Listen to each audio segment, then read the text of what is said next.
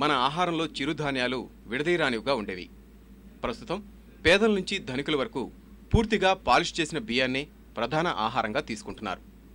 మనం తీసుకునే ఆహార పదార్థాల్లోనూ పాశ్చాత్యుల ప్రభావం ఎక్కువగా కనిపిస్తోంది. సంప్రదాయ ఆహార అలవాట్లు మారడం వల్ల పోషకాహార లోపాలు పెరిగిపోతున్నాయి.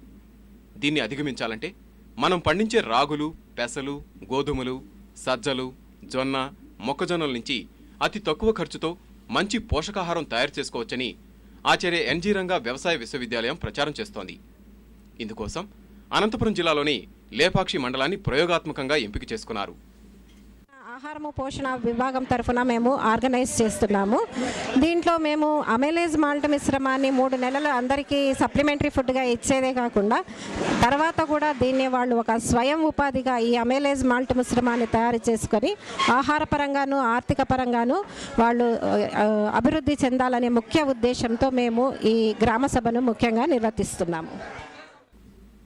ఈ విధంగా మనం పండించే ఆహార పదార్థాల నుంచే పోషకాలు సమకూర్చుకోవడం వల్ల మన పంటలకు గిరాకీ పెరుగుతుంది.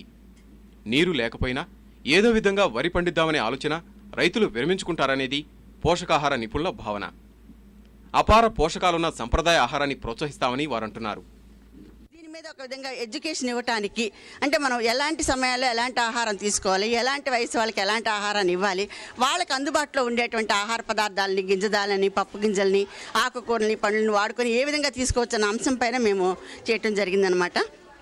ముఖ్యంగా ఈ కార్యక్రమానికి ఏం చేశామంటే ఈ ఒక ఎమైలేజ్ రిచ్ ఫుడ్ని మేము తయారు చేసామన్నమాట.